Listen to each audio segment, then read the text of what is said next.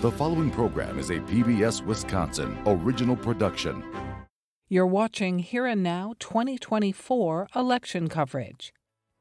This is really more of a somber mood than anything else. I mean, this is the first time in history that we've had a former president convicted of a felony, much less 34 felonies.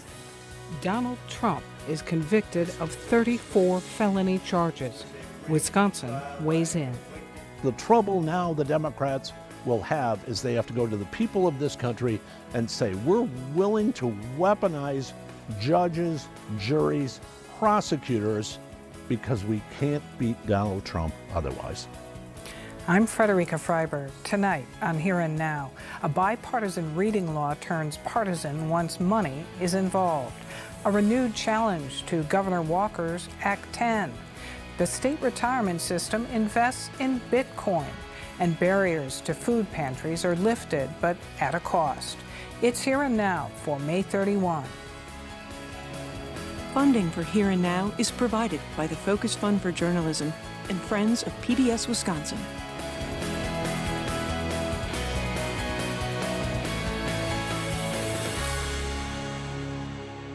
School is not yet out for summer, but starting next fall, the new Wisconsin law mandating how children must be taught to read goes into effect. The law requires teaching phonics, or the relationships between sounds and words, instead of the current method widely in use called 3Qing, which uses such things as pictures to solve unknown words. This comes as the latest statewide third grade reading test scores show fewer than 40% of students are proficient readers. The reading law is in place, but the legislature is suing over the governor's veto of how $50 million to help fund the change can be used. We sat down with one of the authors of the reading bill, Representative Joel Kitchens, as his signature legislation is now in the courts. I know that you have said that this reading bill was the most important thing that you have worked on in the Capitol. Mm-hmm. What's your reaction then to the governor's veto and the lawsuit over it, as Act 20 is really already being enacted? Yeah, it's frustrating. It's sort of politics. What the governor did actually with the veto was not that horrible. It's just the precedent of that, of him being able to go in and use partial line on a veto where traditionally he has not been able to use it. And our lawyers, when they drafted the bill, said he does not have that authority. So it would set a dangerous precedent. And it's similar to the PFAS problems that we're having with that bill, where the governor seems to think that he can change, how the money is spent. And that's just going to be a problem. But meanwhile, it kind of catches this whole piece of policy right in the midst of that veto and the lawsuit now. Right. So it's unfortunately, my bill ends up sort of being a test case on this. That's really unfortunate. So hopefully it doesn't slow it down too much. I know there are portions of it, and I've been in touch with DPI about it. I think, as far as the testing and the assessments, they'll have the money for that, but hiring the coaches statewide, certainly they do not have that money. So until this lawsuit's settled, that won't happen. We are encouraging the schools as far as getting the training for the teachers, buying new curriculum. Go ahead and do all that. We will have the money there. It's just the lawsuit has to play out. So the governor's veto message also spoke to the idea that he wanted to give DPI the flexibility of where to put this money. Mm-hmm. Do you take exception to that? Again, I don't so much because I think we're on the same page on it. It's really, really unfortunate with this and again some other bills that he didn't just talk to us, because I think we can work out the details of this. It's just that when you do that in an area that's never been allowed before, it's a problem. And I know when he first did that, I talked to the members of JFC and they were back and forth, well, should we challenge this? But I think they decided that, the precedent, it's too strong to ignore that and let him do that, because then it'll continue to escalate from there. Is there anything to the idea that Republicans might have been concerned because he vetoed a part of the appropriation that would have given per pupil increases to private choice schools and independent charter schools? I haven't heard that be part of the concern with it. What I'm hearing from JFC is just that it's the precedent of it. And, Yeah, there's a lot of distrust of DPI, but I think, again, the substance of what that partial let-down veto did is not the big deal. It's just the precedent.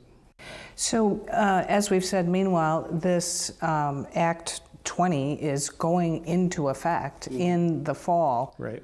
Have you heard from educators about, concerns they might have about being able to be ready to do that? Yeah, and we addressed some of those. There were a lot of concerns, so we made the first assessment, which would have taken place in September. We made that optional, so they don't have to do that until later, because we were trying to, to speak to their fears. And now with this, of course, everybody's like, what's going on? So again, we keep telling people, and I think DPI is giving them the same message. Just go ahead, go forward. The money's going to be there, and it's really important that we get this going. So in the research that you've done around this important issue for you, how soon do you think these kinds of changes will result in more children being able to read at a proficient level? Yeah, I expect it to be pretty rapid. I think that in 2 years, we will see the difference in those kids.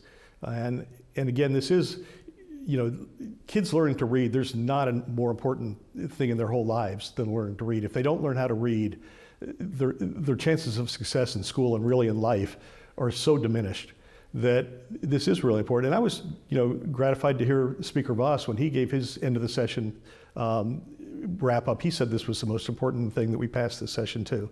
And I think it really is. And so, we have to get this going. And I think we'll see progress pretty quickly. Because going back to Wisconsin's reading test scores, what is that like for you as someone who works on these issues to see that? Yeah, it's pretty awful. And, our African American students have fallen from where they used to be kind of middle of the pack. Now they're dead last in the country.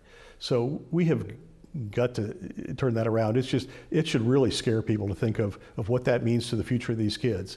And then you throw the pandemic in on top of it, where some of those kids, and unfortunately, especially in our big cities, didn't have any real instruction for a year. Well, you can't take a year off from school when you're in first, second, third grade and think you're going to make up for it later.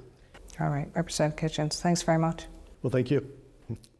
A lawsuit once again challenging Wisconsin's decade-old Act 10 law heard oral arguments this week in a Dane County court. The suit is brought by multiple unions and individuals representing public employees who argue they have been adversely affected by Act 10. Act 10, or the Budget Repair Bill, was signed into law in 2011 by then-Republican Governor Scott Walker, prompting weeks of protests that drew as many as 100,000 people to the Capitol. The law prohibits general public employees from collective bargaining, but exempts public safety employees like police and firefighters. The distinctions between these two groups and how they're applied is the basis of the lawsuit. There are simply not substantial distinctions that make the class of general employees, as defined in Act 10, different from the class of public safety employees.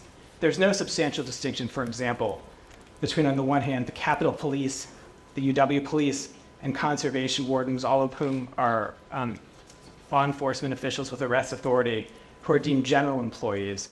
The substantial distinction between the classifications here. I think that this court can inquire to that, but cannot, on a rational basis with respect, get into some of the minutiae that my friends have attempted to interject this court into. The Wisconsin Pension Fund, ranked as one of the most fiscally sound in the nation, took bold action this year. It invested in Bitcoin. Most all government workers are part of the employee trust fund that pays out retirement benefits. But for a pension fund widely known for being stable, prudent, and smart with investments, is this a departure or right on brand? Our next guest says it's certainly turning heads. We should note PBS Wisconsin employees are participants in the Wisconsin retirement system. We are joined by David Kraus, Marquette University Emeritus Associate Professor of Finance. And thanks very much for being here. Yes, thank you. So what is the reaction within the kind of investment industry to this news? The investment industry is pretty amazed that a pension fund this early in the introduction of the Bitcoin ETF came on board. They expected it might take several years before there would be institutional involvement with Bitcoin investing. So Bitcoin ETF is different and apart from the kind of Bitcoins that folks might have in their digital wallets? Yeah, that's right. It was January of this year that the spot Bitcoin ETF was approved by the SEC. That allowed investors like the University Systems or SWIB in this case, the Wisconsin Investment Board, to buy directly these securities that are regulated by the SEC, highly liquid, and traded on exchanges. Still, was it a surprise to you to see that? It was, but Wisconsin's investment board has always been innovative. This is a fully funded pension fund. Mm-hmm. So in a way, they have the luxury of being able to invest for the long term. They don't need to worry as much about liquidity as, say, the pension fund for the state of Illinois, mm-hmm. which is only funded at 50% of its level. So should it cause pensioners, though, or workers to worry given the volatility of Bitcoin? A lot of assets are volatile. I mean, if you really were to look deep down into the portfolio, you would see that a lot of assets, including some stocks, as well as some other alternative investments, are quite volatile in nature.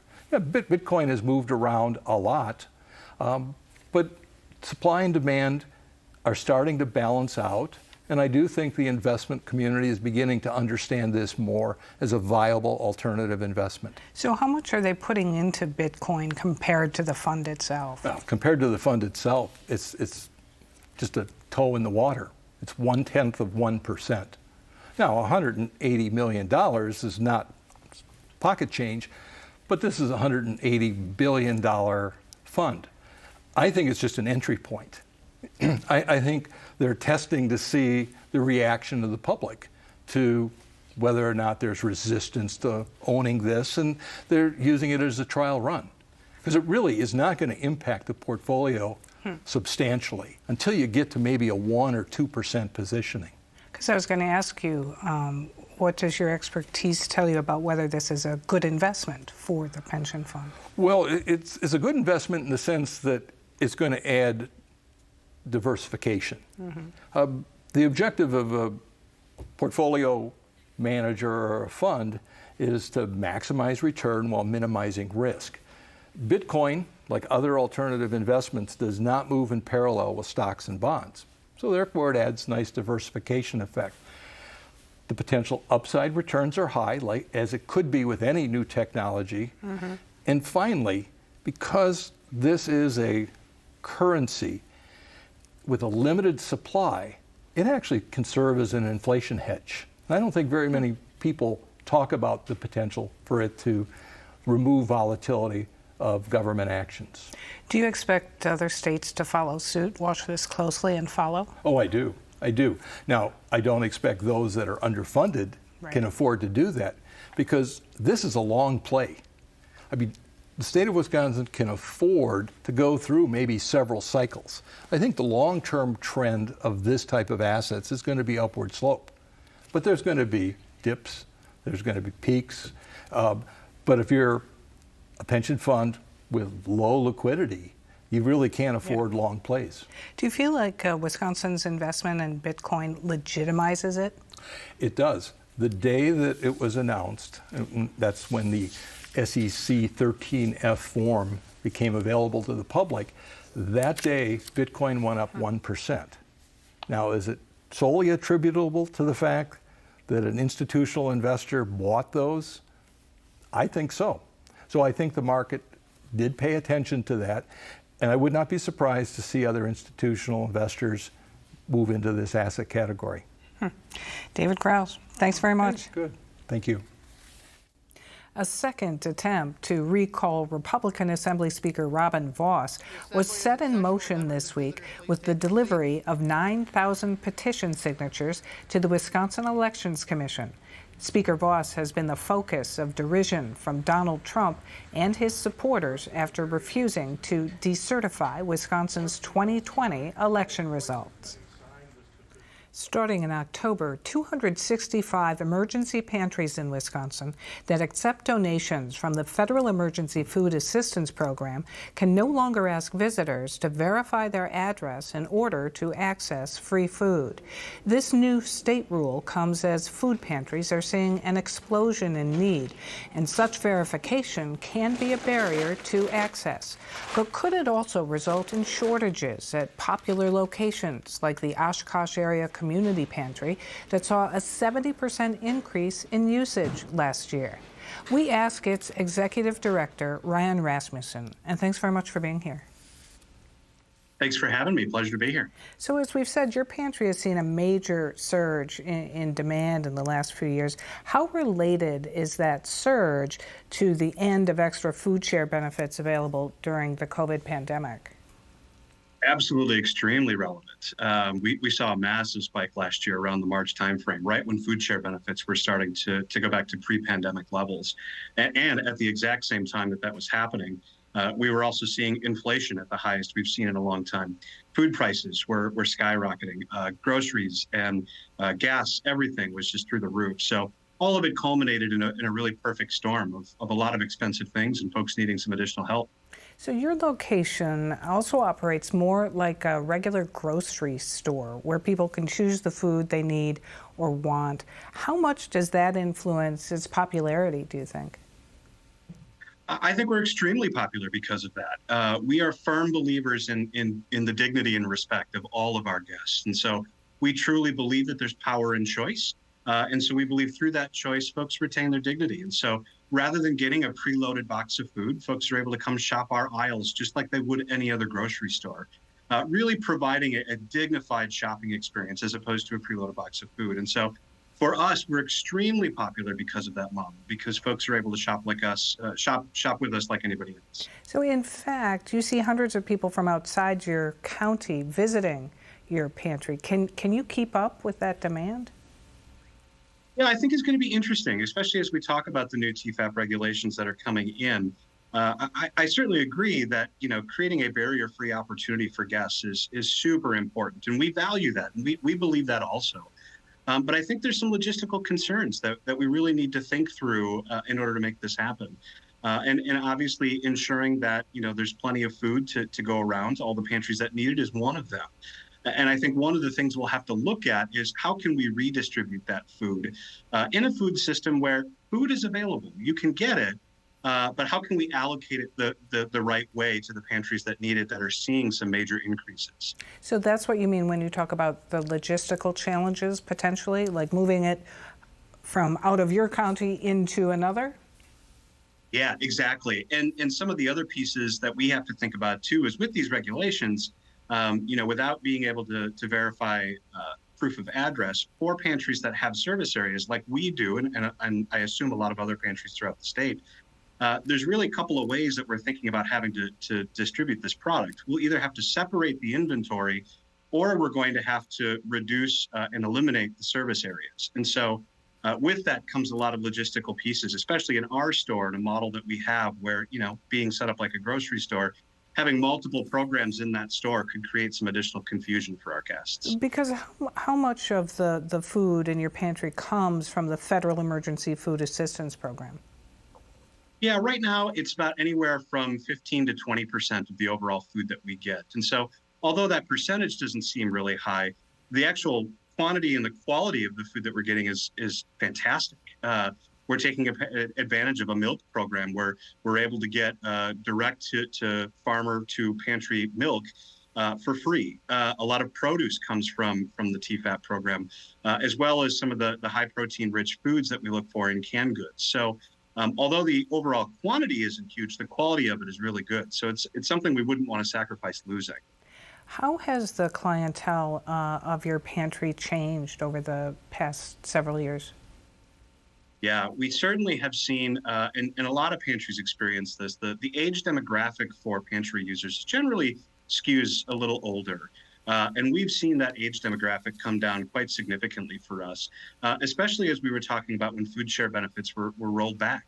We were seeing a lot of middle income folks who generally were on the bubble before, where they made too much to qualify for services, but but not enough to make ends meet, are the ones that are really now the ones that are being affected by what's happening. And so all that does is we're seeing a lot more families, we're seeing a lot more children, we're seeing a lot more of that younger demographic of folks that are coming in who are needing the extra help. All right. Well, Ryan Rasmussen, thanks very much. Well, I appreciate it. Thank you so much. Spring storms have pounded Wisconsin in recent weeks, but parts of the state are still experiencing a long-term drought. That can cause problems for marine life that need high water levels to survive. Here and Now reporter Nathan Denzine has more on one species that has been hit particularly hard. We reached peak drought severity in September of last year. To just see that crash with almost no rain for a long time was very disturbing. It's been a very dry few years for Wisconsin. I started getting lots of phone calls from people saying there's all these mussels out there and they're stranded, they're dying. What can we do? It's had a significant impact on a species we hardly think about. I was no longer picking up a mussel and placing it gently in the water. I was throwing them as fast as I could. Much of southern Wisconsin has been in a perpetual drought since about 2021, straining aquatic resources. Despite spring rains, drought is still hitting the southwestern part of the state right now, near the Wisconsin River. We didn't see much rain in the fall. Our usual fall rise did not occur, and then really a paucity of snow, especially in northern Wisconsin. Mark Kupp is the executive director of the Lower Wisconsin State Riverway Board, where he works with the Wisconsin River from Prairie du Sac to the Mississippi. With no snow, we didn't see anything happen with our spring flow that we usually see. Droughts are very stressful to aquatic organisms as well. Ellen Voss is the climate resilience director with the Wisconsin River Alliance. There's just less space for the things that animals and plants and insects and everything else need to survive. One animal that can be squeezed out by low water is mussels. They're basically just, a mollusk with two shells, and they live in the rivers and lakes, rivers, and streams of Wisconsin. Lacey Kitchell is a mussel expert at the Wisconsin DNR. They don't have a brain and they don't have eyes, so they can't just figure out where the deeper water is.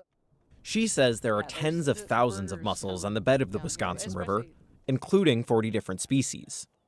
They filter as much as 10 gallons of water a day per mussel, and when there are hundreds and thousands of them, they really help purify the water. But when the drought reached its peak in September, mussels started to wash up on shore banks. What I was really looking for was actually historic artifacts, because the water was so low. I'd never seen it this low in the time I've lived here. Jean Unmuth is a retired DNR scientist who lives near the Wisconsin River in Prairie du Sac. She was the first person to contact experts when she saw stranded mussels. Mussels are a huge part of the ecology of this river.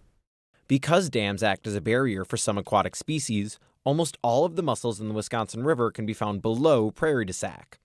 So I thought, hey, I better ring the alarm. The dam here is the last of 26 on the waterway.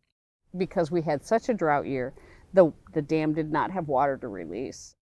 Many of the dams on the Wisconsin, including Prairie du Sac, have strict federal regulations. While dams keep a reservoir of water on hand to generate electricity, federally regulated dams are not allowed to release more water than they receive. Whatever comes into Lake Wisconsin at the very head of the lake comes through the dam. Those dams are called run-of-river dams because any water that comes in must go out. Alliant Energy, which owns the Prairie du Sac Dam, in a statement said, "Our license requires us to maintain the water level. Therefore, we cannot release more water during drought conditions. Not all dams on the Wisconsin River are licensed as run-of-river facilities, and some may manipulate water levels." In this scenario, on paper, nobody did anything wrong. Everybody was in compliance with their license obligations the entire time, and yet the outcome was thousands or tens of thousands, we don't know, dead mussels on the river. That meant the only solution to save the mussels was to physically walk the shore banks and throw them back into the river. We put out a call to action just saying, we know that this is a problem. If you're able to help, please go out to the river. It was getting to where I was spending 3 to 4 hours. Forget the artifacts. I was no longer looking at that. There were thousands of mussels saved. I mean, individuals were picking up 100 mussels a day, 300 mussels a day. It was pretty amazing what people were willing to do. Unmuth saved more than 1,200 herself. Multiply that times 365 days a year, and just those 1,200 mussels, you're filtering like over 3 million gallons of water. I know that we made a difference, and that will pay dividends down the road. Extended forecasts for the summer show that for the 4th straight year, drought conditions are likely. Let's just assume that we run into a similar situation and we don't have rain, particularly in the northeast and central part of the state. Then the answer would be easy, and that is yes, we will need to do mussel rescues again. There is a live phone tree mussel rescue alert system in place. They can also contact me anytime, and I can give them advice as to what to do. Until the time comes to walk the shore banks again, experts' eyes will be glued to the weather. For Here and Now, I'm Nathan Denzine in Prairie du Sac. For more on this and other issues facing Wisconsin, visit our website at pbswisconsin.org and then click on the News tab. To see all of our election coverage, visit wisconsinvote.org. That's our program for tonight. I'm Frederica Freiberg. Have a good weekend.